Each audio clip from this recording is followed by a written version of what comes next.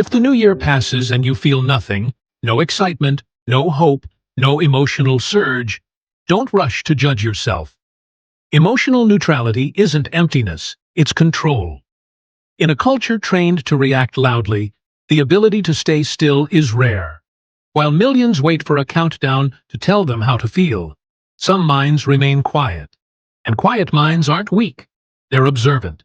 Every year, the same ritual plays out with perfect predictability. The clock inches toward midnight.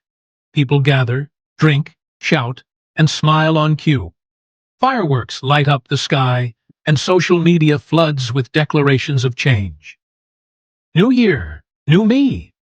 Promises are made publicly, not because people are ready to change, but because they're afraid of standing still while everyone else pretends to move forward.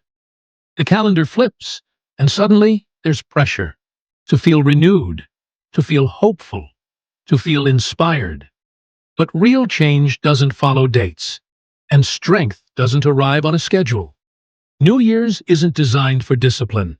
It's designed for emotional synchronization. Everyone feels something at the same time. Excitement, regret, hope, fear. When emotion becomes collective, it becomes predictable. And predictability isn't useful for growth. It's useful for control. When millions react together, comparison spikes.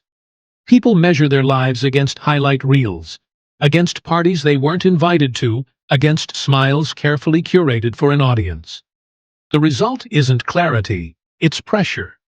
Most people confuse emotional highs with progress.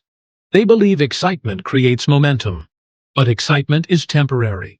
It rises fast and crashes just as hard. That's why New Year motivation fades by mid-January. That's why resolutions quietly die. Not because people are lazy or unintelligent, but because they depend on emotion instead of structure. Strong minds understand this. They don't wait for symbolic moments to change their behavior. They don't need midnight to take responsibility. They act when action is required, not when society announces it's time to start over. Feeling nothing on New Year's doesn't mean you're disconnected from life. It means you're no longer emotionally obedient to rituals. You're not comparing your reality to manufactured happiness. You're not measuring your worth at midnight. You're not performing optimism for approval. Instead, you stay detached, and detachment brings clarity. When emotion drops, perception sharpens. You see who needs validation. You see who drinks to forget. You see who celebrates to escape. And you notice how much noise people make just to avoid silence. Silence is uncomfortable for most people. It forces confrontation with reality, with choices, with wasted time. That's why celebrations are loud. Noise keeps reflection away. But those who avoid the noise aren't avoiding life. They're facing it. They understand that discipline isn't built in excitement. It's built in boredom. Consistency is forged through repetition, not emotion.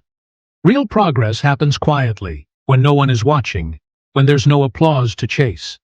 While others reset emotionally, some people continue structurally. They don't stop and restart.